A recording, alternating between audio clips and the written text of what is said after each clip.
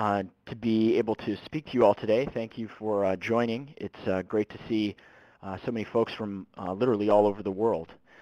Today, as Fernando mentioned, I'm going to talk a bit about renewable portfolio standards, green certificates, and sort of the implications of those policies for developing countries. So first off, what is an RPS, or Renewable Portfolio Standard? They're also considered or sometimes called Renewable Energy Standards, an RES, or a Quota System, and it's generally a requirement that a percentage of energy sales within a country or within a state, within a region, or installed capacity come from renewable energy resources. Excuse me. Fighting a bit of a cold, so if my voice goes in and out, you'll understand why. So I don't need to go into the details of why you might want to increase the amount of renewable energy in your system or in your country or within your state. This is more of the type of policy to enable that to occur. And oftentimes these are policies that are set into law, a regulation that requires a certain amount of energy to come from renewable energy resources, but they also can be just goals or targets without any legally binding enforcement behind them. So as I said, there's often a target, say 20% renewables by 2020, or past targets were 10% by 2010, or it could be aggressive like 80% by 2050. It really varies by state or country. There's frequently an incremental percentage increase over time. So instead of just saying 20% by 2020, there are often targets, say 10% by 2012 and 15% by 2015, or some sort of incremental improvement or percentage increase over time. Usually it's the utility or the load-serving entity is the individual entity that's required to meet the standard and to comply with the percentage requirements. But that will all depend on who's in charge of delivering electricity to customers.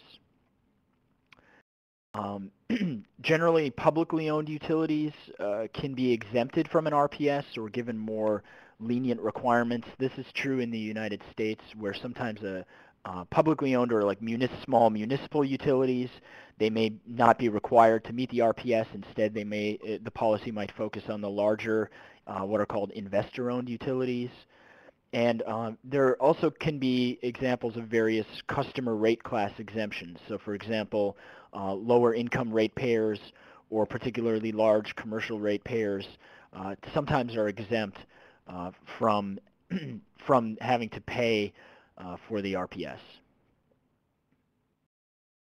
So what is a REC, Renewable Energy Certificate, also called tradable certificates, tradable RECs, green certificates, green credits, renewable energy credits? There's probably a dozen or more different names that they sometimes go by. This is usually the mechanism, the market mechanism that's used to quantify and verify the renewable energy portfolio compliance. So generally, again, if we assume that the utility is the one that's required to have a certain amount of its generation come from renewable energy sources, the way that that is tracked is that the utility either owns generation that is renewable, like say wind turbine facilities or solar plants, or they purchase renewable energy certificates from independent power producers. Some RPS policies create a separate agency that actually purchases all of the renewable energy certificates. This is true in 2 states in the U.S., New York and Illinois, where they've created a separate entity that buys all of the renewable energy certificates and then distributes them to the utilities or load-serving entities who then pay this organization for those certificates. So that this sort of other entity acts as a middleman, or the utilities could directly purchase renewable energy certificates. Again, the enforcement mechanism here is sometimes called an alternative compliance payment, or ACP, and that is to account for shortfalls or to act as a penalty payment. So if the requirement is 10% renewables by the end of 2012, but there hasn't been that amount of renewables installed, and there aren't enough RECs or renewable energy certificates on the market that represent that amount of power, then the utility or the entity that's required to meet the renewable portfolio standard pays an alternative compliance payment amount into a fund that sort of acts as a penalty for not meeting the goal. A little bit more details as to what exactly this renewable energy certificate is. So it's a separate sort of legal fiction, if you will, typically an electronic form. They could be theoretically in paper format, but usually they're just created electronically. They often represent 1 megawatt hour of generation from a specific plant. The certificate carries the type of energy that was produced, wind or solar, or biomass, the location of the facility, when it was produced, and all of the emissions data associated with that power plant. In addition, the renewable energy certificate can represent environmental attributes. Sometimes renewable energy certificates are purchased as offsets, or to say that you're purchasing green power by owning renewable energy certificates that represent those environmental attributes, so like saved emissions or offset CO2 emissions.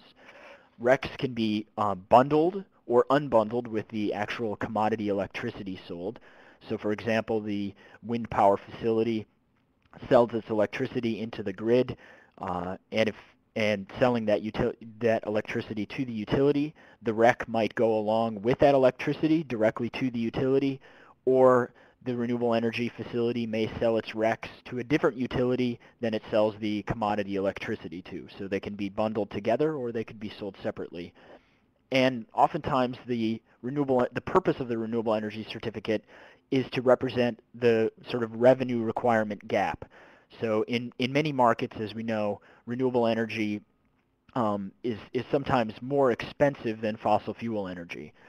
But the amount of market rates, or the going rate, wholesale rate for electricity, is often not what is needed in order to finance a renewable energy facility.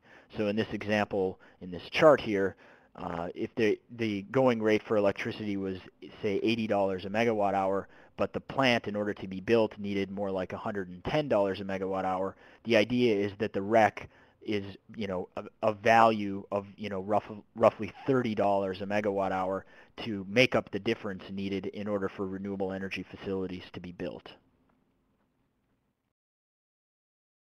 So why develop a separate renewable energy certificate trading system? It can be relatively simple and less costly verification than requiring utilities to build and own all of their own generation. There's fairly low potential for fraud or double counting when a proper renewable energy tracking system is put into place. There's relatively low transaction costs of trading RECs because it can all be done electronically. Let's see here. This chart here, this is the web page of the REC tracking system in India. Each state has a different market, essentially, or market price based on the location, and the RECs are all traded and tracked online. This is also true in the chart above in the United States, where there are various renewable energy tracking systems in place to track renewable energy sales across various states and in different markets. And the costs of setting those up are relatively inexpensive, and it can be, all tracked online and traded online fairly easily. Again, that mechanism allows for price visibility if it's tracked and monitored online. The other advantage of renewable energy certificates over a just power purchase requirement is that the buyers can procure just as many renewable energy certificates as they need to meet the requirement, rather than trying to build facilities that might be larger than what they need to meet their load requirements. Instead, they can just purchase the renewable energy certificates that represent that load. And this, in a sense, can avoid transmission constraints. So there are going to be different renewable energy resources in different parts of a state or country, and therefore some of those areas may be constrained by transmission. And this avoids the necessity of renewables being put into a specific location, and that they could put somewhat farther away, and then the RECs can be transferred, the renewable energy certificates can be transferred to a utility in a different location, sort of optimizing where renewable energy is developed rather than by transmission constraints. The renewable energy certificates allow the trading and the benefits of renewables to go across a diverse geographic location. REC markets and prices can be very dynamic, and prices can vary widely.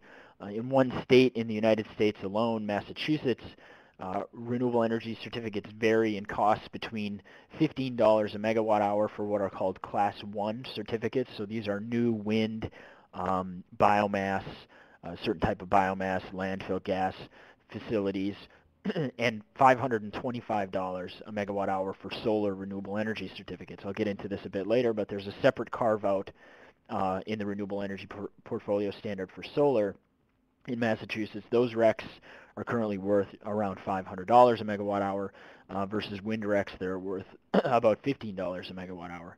So prices vary widely, and they also vary widely over time. It can be a very sort of volatile market, and this has implications for financing renewable energy plants and building, wind power projects or biomass or geothermal projects when the REC prices vary.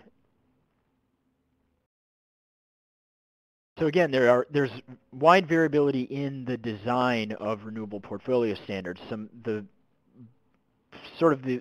most action in this arena is within the United States, and I'll get into that in a little bit. But just because there are so many different states that have renewable energy portfolio standards, and you wouldn't think that this would be the case, but they're all different. Not one of them is the same, which may not be the most efficient renewable energy policy mechanism, but it leads to wide variability and a lot of lessons learned. So first, the structure of the renewable energy portfolio standard can be different. So who purchases the RECs? Sort of talked about that earlier. Is it the investor-owned utilities, or is it all utilities, or is it the distribution companies? The standard levels, whether it's 1% of the load or 20%. Resource eligibility is a design criteria. So is it just sort of the traditional renewables, wind, solar, biomass, geothermal, or does it also include things like solar hot water or fuel cells? You could implement a renewable portfolio standard and create renewable energy certificates for any type of energy generation in theory. The other variability is the treatment of existing plants. Some only allow new generation, so after the date that the renewable portfolio standard is put into place, or it delineates separate types of renewable energy certificate classes for existing generators that otherwise would have qualified. So if the renewable energy portfolio standard went in place in 2003 and you built your wind facility in 2002, instead of not qualifying at all, you might have there might be a separate tier or class that's worth slightly less but still gives renewable energy certificates to that older renewable energy facility. Like the Massachusetts example I mentioned earlier, that's where there are the Class 1 RECs are for new renewable generation, and there's Class 2 and 3 for older as well. This is also the tiers and bands of different types of RECs, new versus old. The method of enforcement, whether it's an alternative compliance payment or an actual fine to the utility or whoever it is that didn't meet their renewable energy standard requirement. There could be cost caps, so the renewable energy certificates could be capped to not go above a certain amount. There could be contracting requirements. Some utilities are allowed to enter into long-term contracts. Excuse me. Other times, the utilities are allowed to enter into long-term contracts. Sometimes they aren't. That can have implications for financing. Also, the role of government funding mechanisms. They may provide other incentives for renewables. They may act as an aggregator of RECs, the renewable energy certificates as well. Also, the start and end dates of the policy varies. So sometimes there can be the policy might end. So they might say that the renewable portfolio standard only goes until 2010 or 2015 or whatever it is. There may be a sunset date. There could be applications of standards for specific renewable technologies. So there have been examples where only small or run-of-river hydro facilities qualify, or defining biomass that qualifies as renewables only as sustainably harvested biomass. Also mentioned the enforcement penalties. Also, Another potential variability in design are flexibility mechanisms. So it may allow utilities, if there's a good year for renewable energy generation, they may be able to purchase future RECs or buy additional RECs in that year and then apply them to future years for the requirements. If it was a particularly sunny or windy year, it may allow them to bank RECs. And also the REC certificate trading mechanisms. Sometimes renewable energy certificates can only be traded and generated within a state versus out of state versus within regions.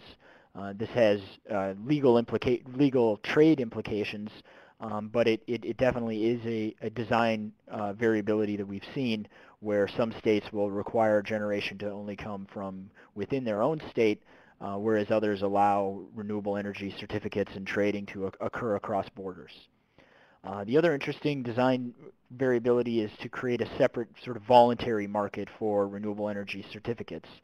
So there's what's considered a regulated market or a requirement market where the utility is required to buy a certain amount of its load via RECs, but also individuals who may not be able to put solar on their rooftop or install a wind turbine, they may want to buy renewable energy certificates to match their load for a year, their electricity load, to say that they're buying green power. Or if you're having an event and you know you're going to use a certain amount of electricity, you may purchase RECs that represents that amount of electricity. And so there are relatively small voluntary markets within many of the states in the U.S.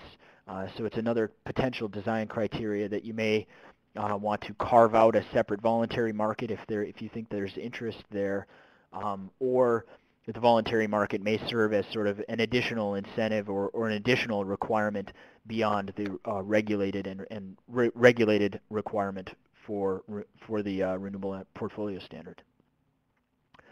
So that leads to some potential design issues. If the applicability of the Renewable Portfolio Standard is too narrow, it will limit the impact of the Renewable Portfolio Standard. So if only a couple utilities are required to meet the standard, there's going to be a significant amount of load that is not covered by the Renewable Portfolio Standard, and therefore there will be fewer renewable energy facilities developed. It's important to consider the supply and demand conditions that currently exist. If you put in a target that is too high and too fast, so if you put in a 20% renewables by 2014, you're pretty much guaranteed that you're not going to meet that standard. So it's important to build in enough time for generation to get built. Solar can be built relatively quickly. Wind projects can take a year or more to get permitted and construction underway and fully connected to the grid. So it's important to consider the amount of time that it takes to build up generation. Of course, this might be different if you already have a significant amount of renewable energy generation online, but in most cases you're sort of starting from scratch, which was true of most states in the U.S. Also, if it's too low, so if your standard is 0.5% or 1% by 2015, that amount of renewable energy could be built relatively quickly. And if it's too low, then it would be unclear whether a renewable energy project developer, when they went to build a facility, would there still be a renewable energy certificate requirement around once they got their plant built. So you want to make sure that the targets are designed in a way that takes account of existing demand and the ability to ramp up construction. So the other potential design issue is insufficient duration or stability of targets. So this standard sort of must be durable and stable, and energy projects ultimately need long-term contracts in order to be financed. So here, if the standard might go away, or if it's not really written into law, it can be difficult to build a project if you don't know how long the policy is going to be around. Another potential design issue is insufficient enforcement.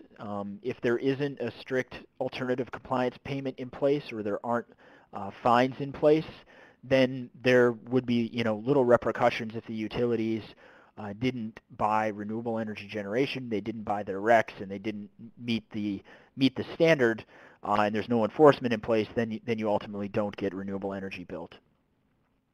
If there's lack of contracting standards or cost recovery mechanisms, this is more getting into the specific implications for utilities. Sometimes they may or may not be allowed to enter into long-term contracts, and also if they purchase a lot of renewable energy up front, it can have what's called an imputed debt obligation implications. If they have a lot of debt on their balance sheet, it may affect the price of their utility to shareholders. Just something to consider when designing how the utilities can go about meeting the RPS. And in addition, there can be design issues where if it's too complex, REC systems, while I stated earlier that they can be relatively simple to track and trade, they can also be designed in a very complicated way. If you have multiple tiers over multiple time frames, it may be difficult to figure out exactly how the system is going to work in the long term. And the important implication there is that it may be difficult for a project developer to explain the policy to their financiers and say, no, really, this will work, trust us. But if the banks and the lenders can't figure out what the policy is and how the mechanism works, it's going to be less likely that they're going to lend money to a project developer, and therefore less likely that renewable energy projects get in the ground. So what are some of the most effective design criteria? And this comes from about almost 20 years of design and sort of analysis of renewable portfolio standards within the various U.S. states. So it's important to have strong political support and regulatory commitment, knowing that the policy isn't going to go away or be legislated out of existence in a short amount of time. You need sort of commitment. And in parentheses here, I put sort of examples from the Deutsche Bank Climate Change Investors Report that looked at what is needed for renewable energy projects to get built, and they said they need transparency, longevity, and certainty. So that political support, that gets at the longevity question. Clear renewable energy and eligibility rules, that's sort of a transparency, making sure that everyone knows what the rules are and how to meet them. You want predictable long-term targets. Again, investors need certainty if they're going to invest in projects. Considering standards that are achievable given permitting challenges and ramping up the time it takes to build development. Credible and automatic enforcement, so the penalties should exceed the cost of compliance. That alternative compliance payment should be above what the going market rate is for renewable energy certificates. Otherwise, there's the incentive there for the utilities just to pay the fine or buy the alternative compliance payment credits rather than actually buy renewable energy generation credits or build renewable energy generation, and then you wouldn't get to your goal of actually putting solar panels on rooftops and putting wind turbines in the ground. The renewable energy certificate purchase requirements should be tied to a credit-worthy entity, and long-term contracts should be allowed. So again, this gets to the financing question. If a lender is going to give money to a project, they need to know that there's a credit-worthy buyer for the renewable energy certificates. And just as we've seen with feed-in tariffs, one of the key successes of that program is to have a long-term contract in place. Well, similarly, if the renewable energy certificate is going to represent that revenue gap that's needed to finance a project, then there needs to be a long-term contract for the renewable energy certificate as well as the power purchase, the actual electrons or the commodity electricity that's produced.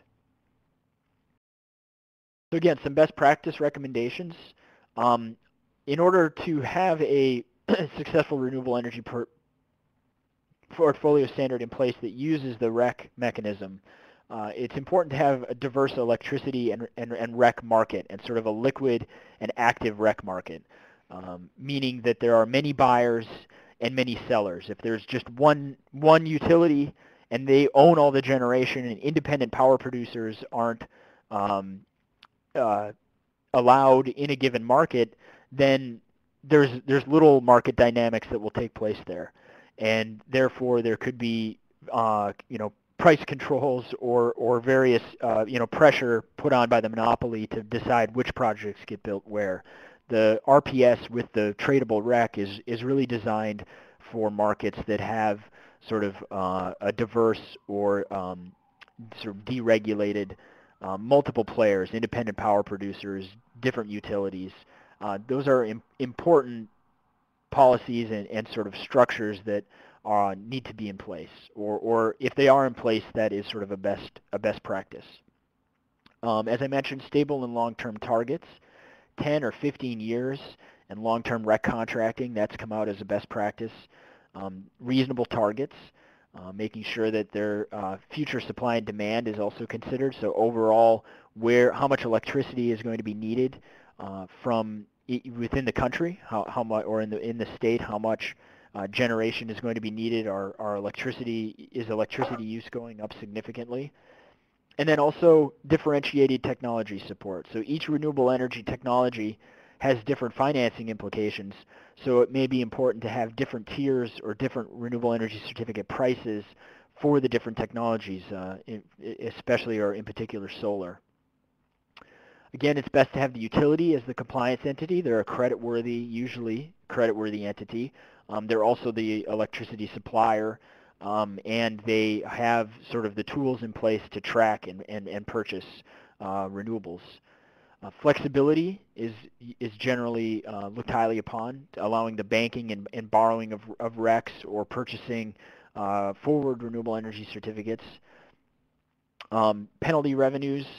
So the idea here is that the alternative compliance payment or the fines, one best practice within the U.S. is that if those fines then go into a separate fund that funds renewable energy technology research, or that fund could go to offset any potential increases in electricity rates due to the meeting of the RPS by the utilities, or to offset low-income ratepayers for any incremental costs caused by the Renewable Energy Portfolio Standard.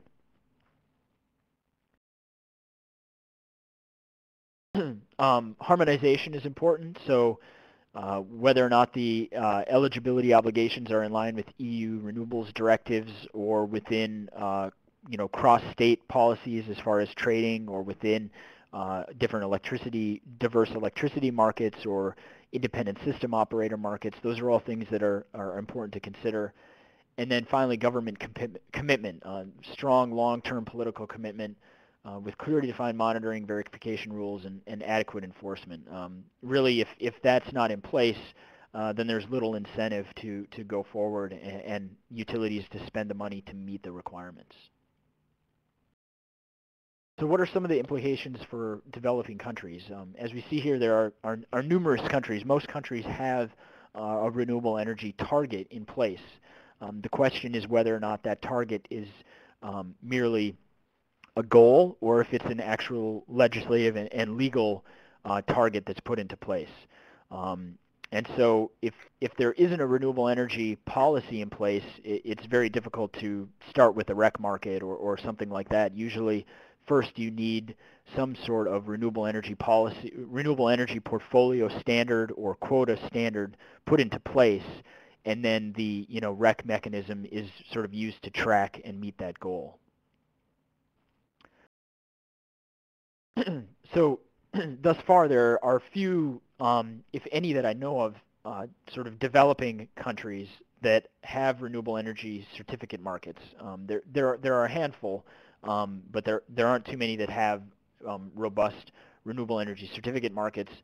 There is been very little cross-border trading or regional targets put into place, which could be a good policy. This is especially true within the United States, where each state has its own policy instead of regional policies being in place, and there's no national policy to speak of.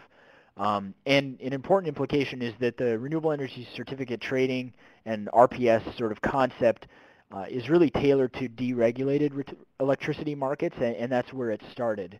And so if you have a very strict monopoly structure, a REC market, so to speak, may not be the best option, because it really sort of designed with those sort of diverse or deregulated markets in mind. Small markets are not really unlike U.S. states. In a minute, we'll talk a little bit more about the U.S. model, but states, very small states, still have their own renewable portfolio standards. So the lessons learned there, I think, are relevant. However, the RPS has really started in the mid to late 90s in the U.S., and that sort of just basic standard has evolved over time. And so many renewable portfolio standards and quota markets are moving towards sort of supplemental policies. They realized that they weren't really getting where they needed to be with the simple RPS and REC mechanism, and they've started adding either some sort of feed-in tariff on top of it or an auction or other technology-specific targets. And there are a few examples also of cross-border trading. Some of the New England states in the Northeast U.S. Have traded renewable energy certificates in generation with Quebec and Canada. There's been some trading in some of the Scandinavian countries, but that hasn't occurred very frequently. So a little bit more about the U.S. experience. So 29 different states, Washington, D.C., and the Territory of Puerto Rico have different RPS requirements, and each of them is completely different. You would think that small states that are next to each other would get together and adopt the same policy, but it really hasn't happened. Then there are 8 additional states that have non-binding renewable energy goals. These are all the different policies in place within the U.S. Like I said, each state is completely different. Even if you look here at tiny Rhode Island, it has a different policy from Connecticut and a different policy from Massachusetts and a different policy in Vermont and a different policy in New York.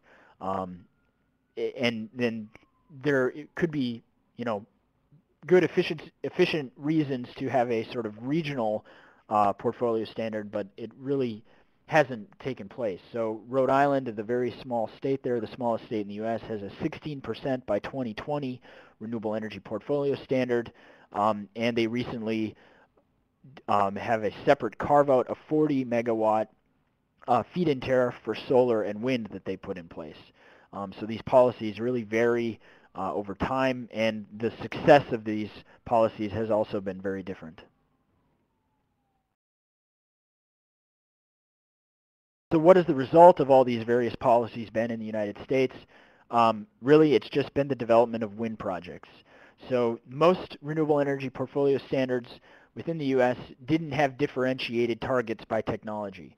And so what that meant is that the cheapest renewable energy certificate, the cheapest renewable energy project was the one that got built. And in most cases, that's large wind projects. And so that's what we've received is a lot of wind development and not much of other renewable energy development within each individual state. And that wasn't necessarily the intent.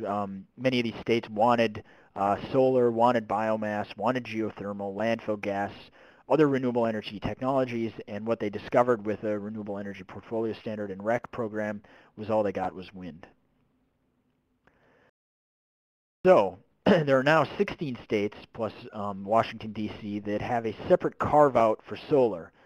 Solar was sort of left out because it was one of the more expensive technologies, and so in the sort of diverse REC market, the renewable energy certificates, the RECs, were not of a great enough value to spur the type of solar development. And so as a result, you have separate tiers, and this is where Massachusetts has a goal of 400 megawatts of solar by 2020, right here. And that's why the solar renewable energy credits are worth $500 versus the wind renewable energy certificates that are only worth $15 per megawatt hour. So we've really seen sort of evolving policies here where different technologies, in particular solar, have had to be carved out. So what are some of the other trends that we've seen in the U.S.? So increased stringency of RPS targets. So the targets are becoming more strict, trying to put a tighter timeline. because we haven't received, many states have had a hard time meeting their renewable energy goals, and so they're really trying hard to sort of ramp up to meet those goals. Like I was mentioning, expanded use of resource-specific set-asides, especially for solar. Expanded applicability of the policies to publicly owned utilities. Many of the municipal-owned utilities were exempted because they were sort of small, they owned their own generation, and they just served the customers within their own towns. But they've recognized that there isn't really a good reason not to include them as part of the Renewable Portfolio Standard if you want more renewable energy generation. So they've been included in RPS policies going forward. But some leniency given to those utilities in meeting targets, just given the financial constraints on some of the small utilities. And again, this is the case where within a state there may be multiple utilities serving different customer classes.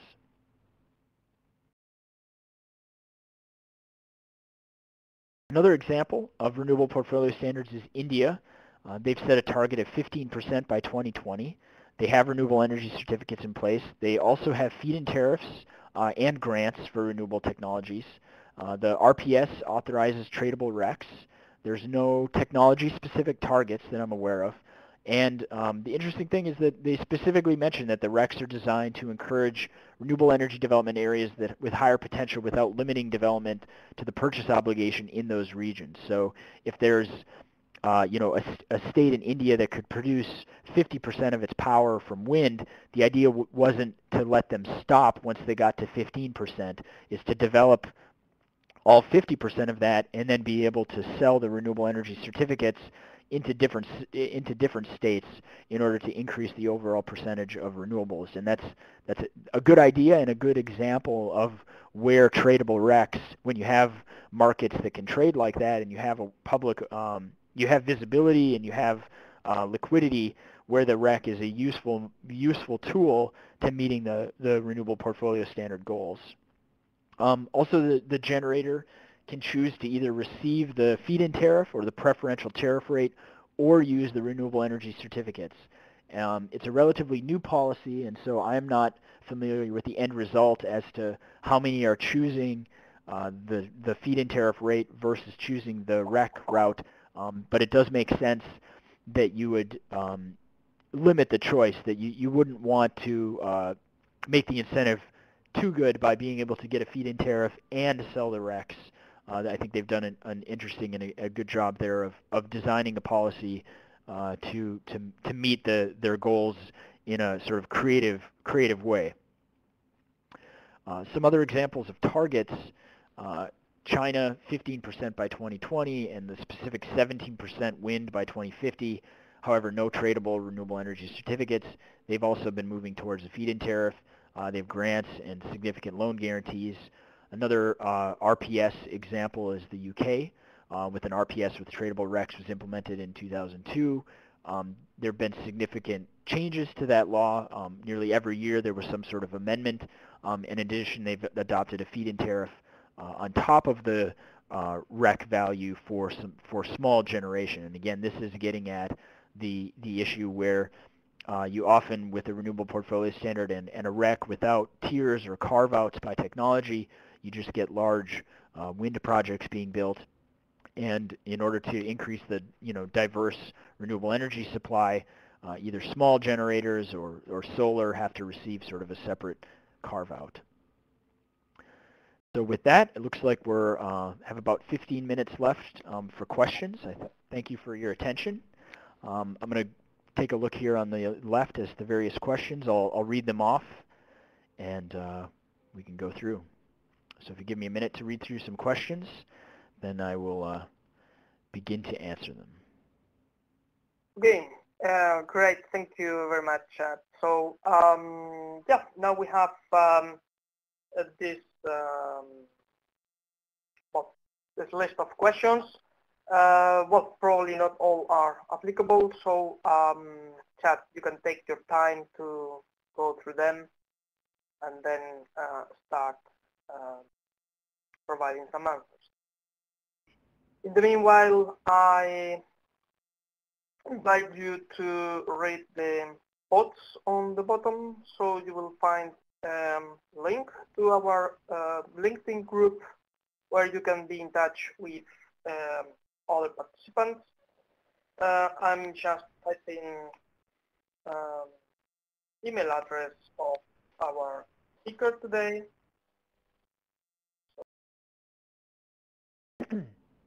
So the first question is, shall small or publicly owned utilities be exempted from the RPS obligation, and for what reasons? I think I may have answered a bit of this. I mean, ideally, you would want the RPS obligation to apply to everyone. But if they're small utilities that only serve a very small population, they already own all their own generation. There may be reasons why you may want to exempt them. But generally, the trend has been to still have requirements, just different requirements.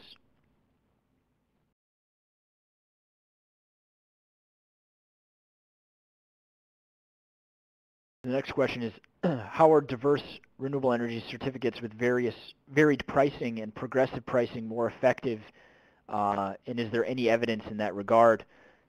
If I understand the question correctly, when you have different renewable energy certificates for different technologies, it definitely provides a different price, and that price is more reflective of the gap needed for that technology. So if the solar renewable energy certificate is worth more than the wind certificate, it's because it's a bit more expensive to develop a solar technology, and ultimately you're building up that price to get the investor the required return to go forward with the project. And the solar renewable energy certificate carve-outs that we've seen in the U.S. have been very successful in developing solar where there wasn't any solar development prior. In many states like New Jersey, California, and now Massachusetts, and there are a number of others that have implemented those policies, we have seen a significant uptick of the development of solar. So in that sense, it has been successful.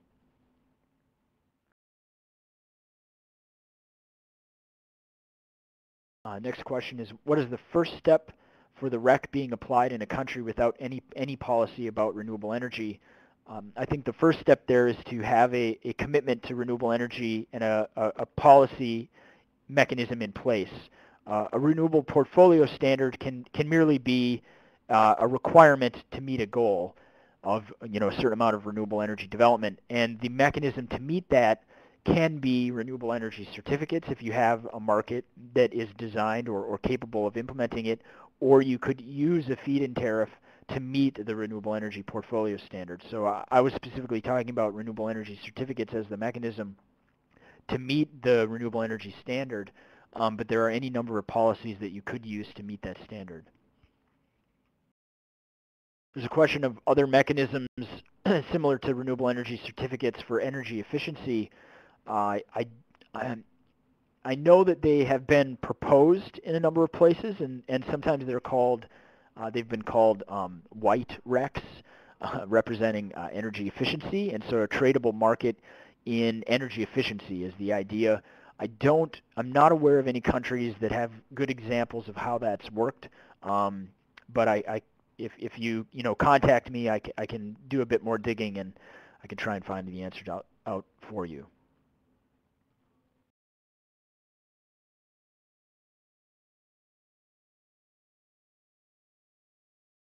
The next question is, between compliance market and voluntary market for RECs, which seem to be the most effective tool for disseminating renewable energy technologies? Voluntary markets are very small because it's only those individuals or companies who are essentially saying, I'm willing to pay a lot more for my electricity right now just to offset it with renewables by purchasing renewable energy certificates. So the compliance market is definitely the more effective tool in terms of meeting the targets.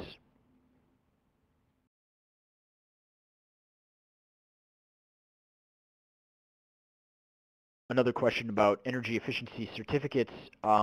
There are many countries that don't necessarily have energy certificates, but they do have energy efficiency requirements or guidelines where appliances or other technologies have to meet a certain energy efficiency target in place.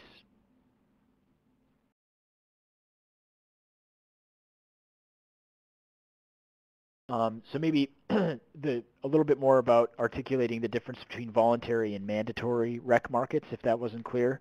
So mandatory is the legislative requirement, like utility X has to meet 10% of its load from renewables by this date. They need to buy enough RECs to meet that. Oftentimes, as I was saying, an individual or a company may say, well, I would like my energy to come from renewable energy sources, but I don't have the ability to install renewable energy on site. And so the voluntary market, individuals go out into the REC market and purchase renewable energy certificates that are valued at, say, 1 megawatt hour. If they had 6 megawatt hours of load, they would buy 6 megawatt hours worth of certificates to match or offset their electricity. And so that creates sort of fewer RECs on the market for the compliance entities. So it can, in a sense, increase the amount of renewables by a small amount. Or the other policy consideration is to carve out some of the renewable energy portfolio standard and allow voluntary participants to purchase RECs from that amount, so it doesn't necessarily affect the overall or overall increase the amount in the compliance market.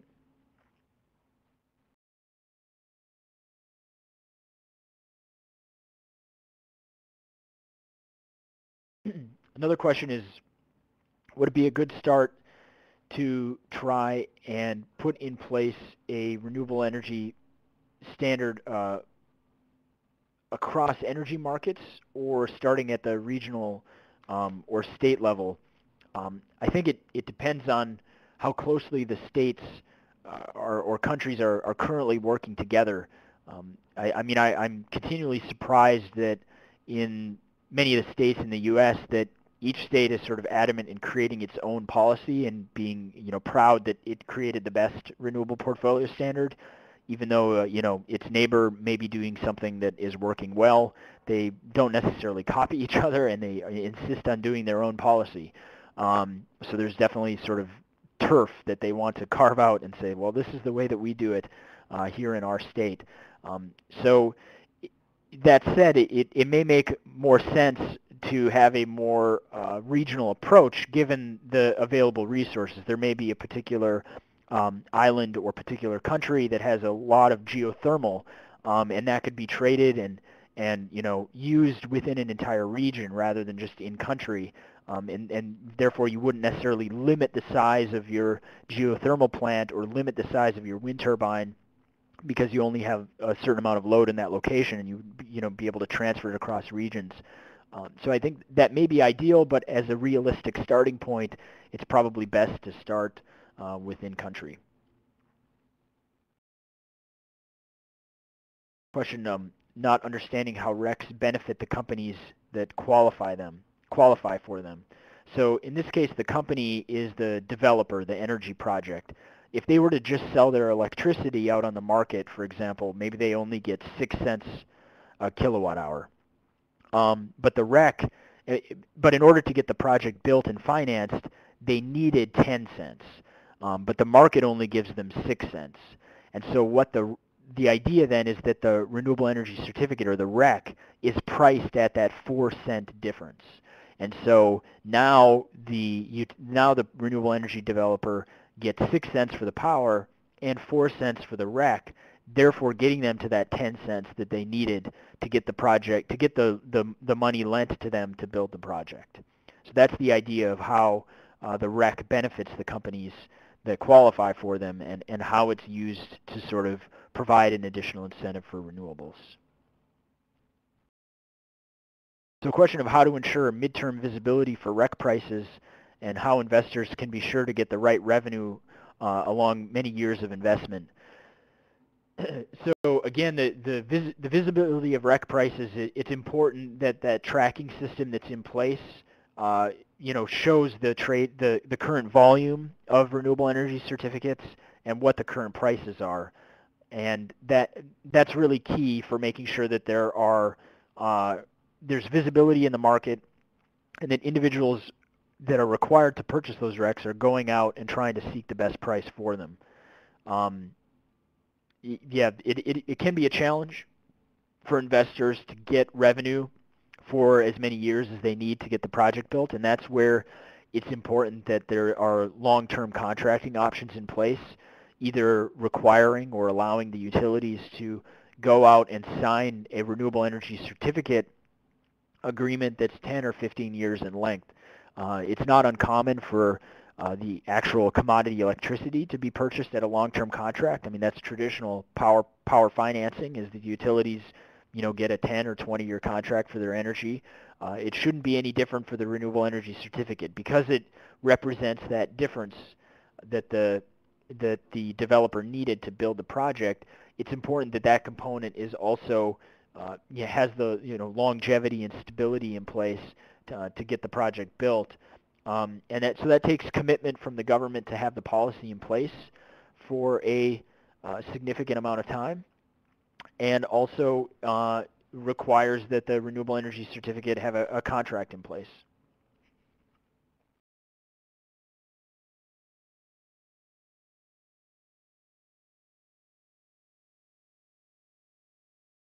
So do U.S. states have different prices for RECs? Yes. There is development in states with high REC prices, and developers definitely go to those states. And in other states, there's little development, and that has really been the difference in terms of whether they've met their goals, as to whether the renewable energy certificates are priced appropriately. And the difference is usually based on what the alternative compliance payment is set at. Because there's no national policy in the U.S., each state has its different and own policy. The alternative compliance payment really drives the REC prices, especially when a market is developing and there's sort of low renewable energy development thus far. That alternative compliance payment, or the potential fine, that sort of sets the REC price, and so that really drives the difference in REC prices.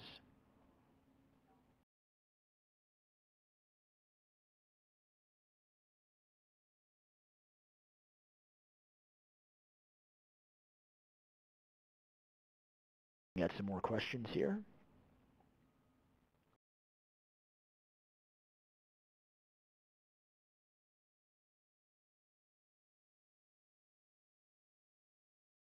A question that, or more of a comment, feed-in tariffs seem a simpler system than RECs, especially for financial institutions to understand and finance renewable energy projects.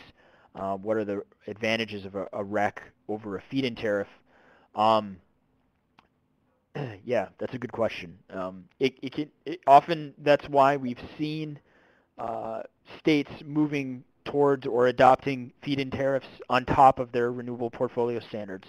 So as a policy, it's an option. One of the main reasons is that it does give a sort of market-based approach.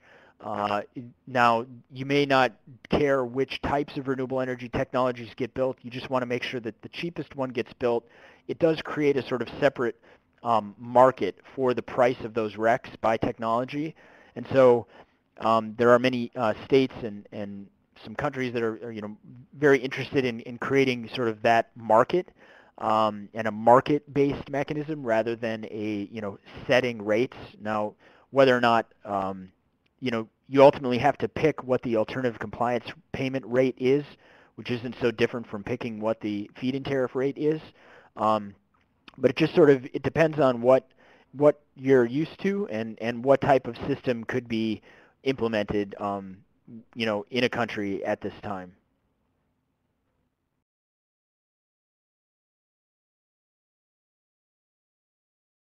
So what are the normal monitoring, reporting, and verification procedures governments follow to monitor RPS targets? Usually this is done electronically through what are called generation information tracking systems.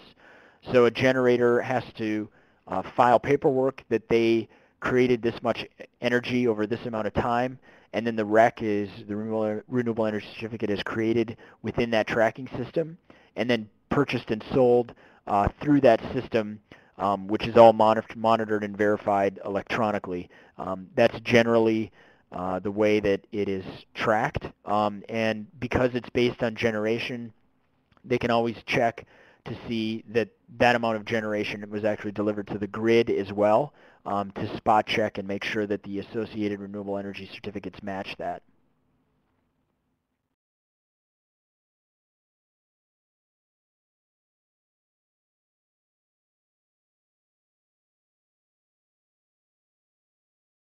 Does this mean that RECs may be claimed prior to generation by companies? Usually there's a delay in when the renewable energy certificates are created.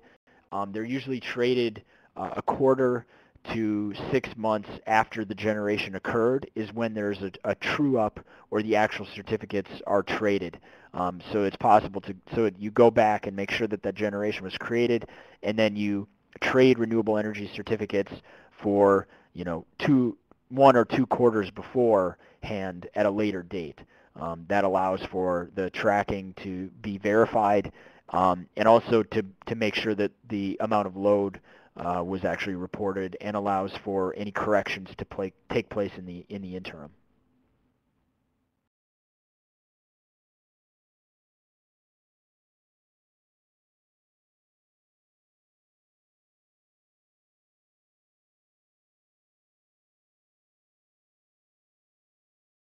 So I think that's about, I think we're at 1 hour. We're at 10 o'clock a.m. my time.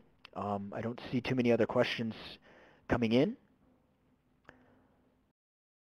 Yep. So, well, we could have some few more minutes if required. But if we find additional questions, I think that the discussion was quite rich. We see, despite all that, the REC system and the renewable portfolio standard is probably not the most applied option when promoting renewables. I think that feed-in tariffs have much bigger part of share of country. Yeah, the feed-in tariff is the most widely adopted renewable energy policy in the world, and there are good reasons for that.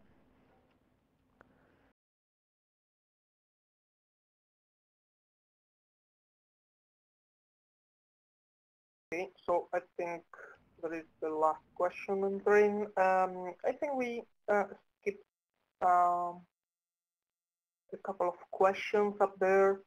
So I think from Sri Hari, does India have very pricing? In the case of no very pricing, how would the differences in revenue requirement gap will be handled, since there are no technology-specific goals?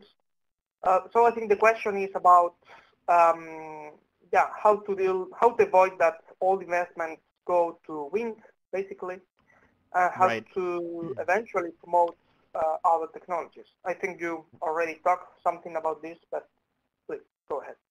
Yeah, I think ultimately, I mean, there is a challenge. If there is no varied pricing, then you ultimately will see only projects that can be financed with the current REC prices.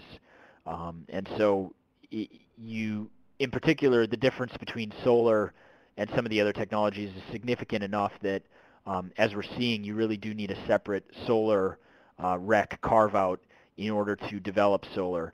Now in India, there is a feed-in tariff, and so given that a generator can choose between the feed-in tariff and the REC, I would assume that many of the solar generators would go with the feed-in tariff, and so it may not be an issue. The REC policy may be sort of supplemental or different, and so it may not be a problem per se, because solar has the option of using the feed-in tariff.